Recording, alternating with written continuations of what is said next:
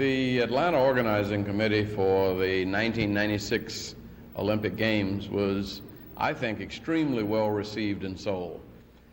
We made the intentions of our city to present a bid for 1996 known, and even though there are others who have been working on it longer, and Athens is everybody's sentimental favorite because it's the 100th anniversary of the Olympics, we were encouraged by the amount of support that Atlanta had. People saying that if it wasn't for Athens, you know, they would certainly think of no better place to host an Olympic Games than the city of Atlanta.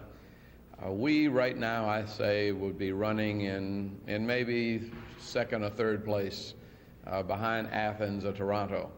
But the decision won't be made until September of 1990, and a lot can happen between now and then. And we'll be ready to host the Games if and when the International Olympic Committee decides to vote in our favor. But we met with, we were hoping, there are 90 people who will make this decision, and we were able to talk with 85 of them. And I personally had meetings with, sit-down meetings and in-depth discussions with 42. And we thought when we left that it would be a considerable accomplishment if we could get 20 or 25 to sit down with us. The other committee, which is there at their own expense, will be there for the rest of the week, and I'm sure they'll contact many others. What did some of these folks tell you that makes you feel that Atlanta right now would be third? They mentioned, hey, well, you know, Greece. Well, they don't, you know, there are only 5 people in the race, so, I mean, third is no great shakes. I mean, we're just there. The others are Brisbane, Australia, and Manchester, England, and possibly Belgrade, Yugoslavia.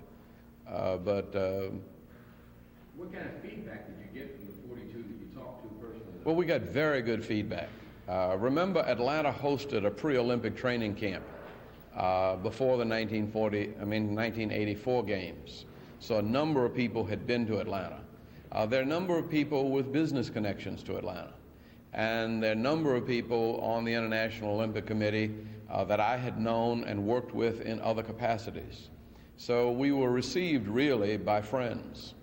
And I think friends who, if there's any way that they can see that the Olympic Games come to Atlanta, will certainly be willing to help us. So you didn't feel that there were any misconceptions you had to straighten out or anything like that? No, I think the biggest problem we had was the conception that the Games were just in Los Angeles. And our argument was that that's true, but since they were in Los Angeles, they have been in Asia, and the next winter and summer Olympics will be in Europe, so that it's time to come back to the U.S. again, to North America. The other thing is that while there have been Olympic Games in Canada and on the West Coast, there's never been a Summer Olympics on the East Coast of the United States. And the kind of advantage that we have in terms of the draw of population from the entire East Coast, and the fact that Atlanta is so easy to get to, I think many of the people who are concerned about some of the commercial aspects of the Games would find Atlanta a prime choice. They know that we don't have to build hotels. Athens, for instance, has to build an airport, it has to build new hotels, in addition to building a lot of sports complexes. And there's some serious question as to whether or not that's going to be politically and economically possible. What we're saying is that we're ready and can be ready without much difficulty, and that we would like to be considered, and we were assured that our bid would be very, very favorably looked upon. They asked you, or did you ask, they asked you if we'd have a dome stadium? No, we're taking it for granted that we will have a dome stadium, and we need a dome stadium. We need a dome stadium because of the 85,000 jobs that depend on the convention industry. The Falcons will probably use the Dome Stadium no more than 12 Sundays a year, or 12 days a year. But there are a minimum of 132 dates that it would be used by other conventions. Those conventions bring in people into the city, and they keep the hotels full, they keep people employed. The average convention visitor coming into Atlanta spends $200 a day.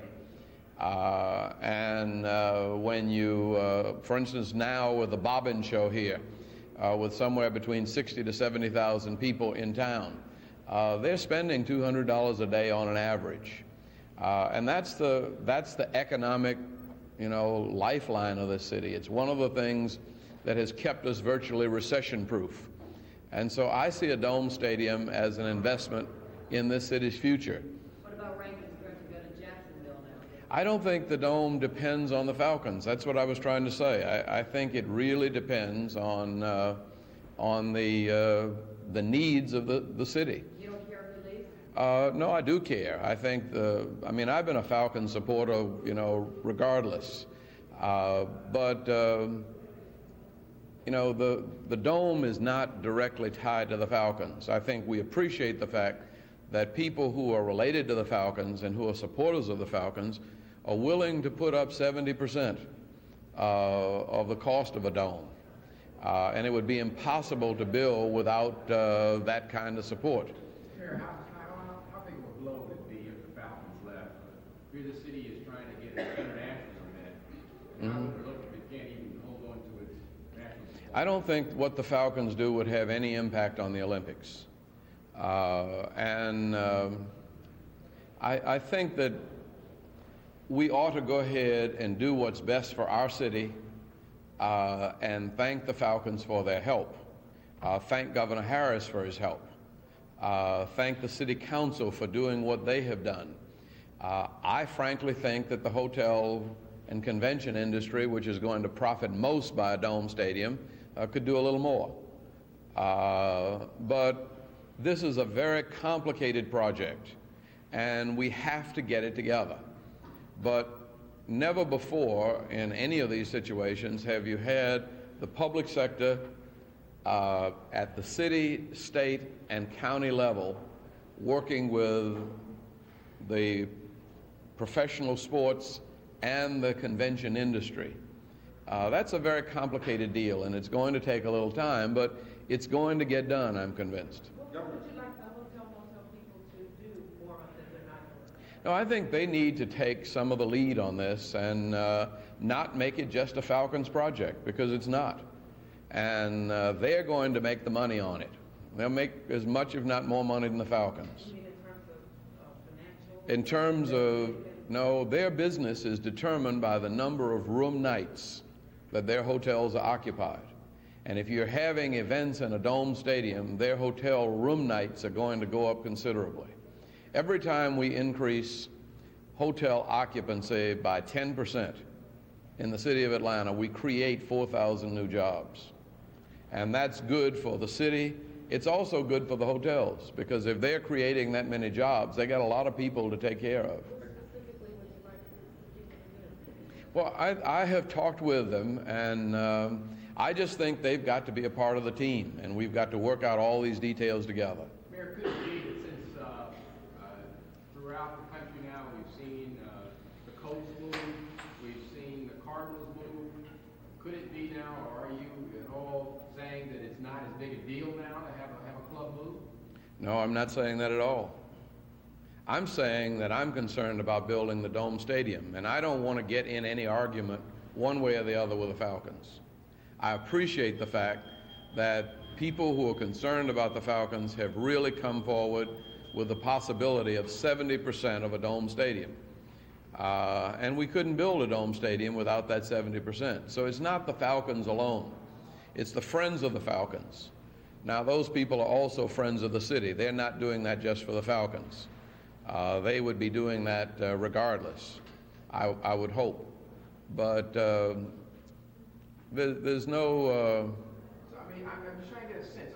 Well, first place, I think... It's not going to happen No, I don't think it's going to happen. No, I don't think any. I mean, Rankin Smith is a good businessman, and I don't know many good businessmen that leave Atlanta to go to Jacksonville or any place else. I mean, Atlanta has been ranked in the top, you know, by business people in almost every quarter, and Atlanta's population is growing. Our projections are that we will be 4 million sometimes early in the year 2000. They're not projections like that for Jacksonville. The Jacksonville Stadium's got cracks in it. It's liable to break down anytime. I mean, you know, it's not something that we ought to get excited about. We ought to get about the business of building the dome because we need it, and we ought to let Rankin Smith, you know, alone. He has done his part. He and his friends have done 70%. We need to get the other 30% together. Governor Harris has said that Falcons leave and still need the dome, but he believes if they pull out of the city that it will delay the project by years. Oh, it certainly will. It will delay the project by years, but which is why I think we ought to get on with the business of building it, and why I really and truly do appreciate Governor Harris' leadership. We have really been helped by the cooperation that has come forward from the state, from the Georgia World Congress Center, and everybody has really done a good job up to now. But it's a complicated deal. Think about it in relationship to Detroit. Detroit is starting out trying to raise $158 million by themselves with little or no help from the private sector, and having to find ways to tax an already declining business structure. They're having to do that because they allowed their sports teams to get out of town. We don't need that to happen. What kind of effect is politics having on these complications of the deal together? Well, first place, anybody that's put together any of these deals with the city, in fact, any of these deals in the city, even when government is not involved, they are always tough negotiations. And it took us over a year to put together Underground. And we've been working on the MCA project with day-by-day negotiations. And that's just the city and one company. When you add the city, the county, the state, the convention industry, the Georgia World Congress Center, and the Falcons, you've got a complicated deal that's going to take a little time, but I'm convinced it's going to get done.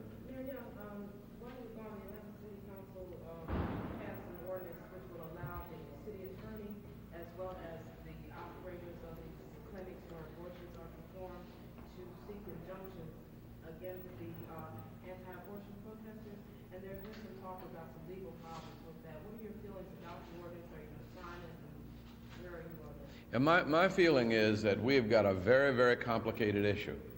It's an issue where there are competing rights. And we're not in any way restricting the rights of people to protest, the rights of people to picket, the rights of people to be there in any numbers in which they're concerned with. We are seeking to restrain them from physically interfering with people who want and who have the right to come to the clinics for medical advice. The clinics have a right under our system to operate, and we have to protect that right as well. So I would support the city attorney's attempts to find some ways to bring about restraint so that people can have their rights protected without having to keep 25 or 30 policemen at every clinic. I mean, that's an unnecessary strain on the taxpayers. And if we can replace those police officers with an injunction, which does the same thing that the police officers do. The police officers don't interfere with the demonstrators. They just don't let the demonstrators interfere with the operation of the clinics. So if the injunction were passed, and they're talking about fining these people too, as a former civil rights marcher yourself, how do you feel about fining them? I feel very good about it. Whenever I did something that questioned or challenged the law, I was always willing to pay the fine or do the time or appeal to the point where I was found innocent. Fortunately, in any of the cases in which I was involved, my position was upheld in the higher courts, and I never had to pay any fines. But I think I never did the kinds of things that they're doing. I was always nonviolent in my demonstrations, both in practice and in attitude. I think there's been a kind of hostility and a kind of fanaticism that we never demonstrated, which I think is counterproductive. I think it hurts the cause rather than helps it. What about measured by raw hits and fast limits, time that you can appoint partners? I think that one of the things I've tried to do is to keep a professional civil service of commissioners and bureau directors that are not subject to political whims, mine or the council's. I think in order to get competent, highly qualified professionals, you've got to give them that much security. And so I have opposed and will continue to oppose, and frankly, I'm looking at the possibility of joining with citizens to file suit against the council, because I think what they've done is not in the best interest of the city, and I think it's illegal. Mayor, in a fatal accident earlier this month, a city sanitation driver was charged with DUI. The state crime lab has done a blood test, and it shows a .02 level, 1/5 of the legal threshold for DUI. Your comment on that in light of the charge filed by the officer? Well, I think that that's just a terribly unfortunate situation. I think in spite of the fact that it is below the minimum, it still is, and everybody knows this, it still slows your reaction time with just one drink. And just one drink on the job is unacceptable. And I think that we've got to take the responsibility for keeping our employees safe and secure and emotionally sound. And we've got to stop drinking on the job. Thank you very much. Okay.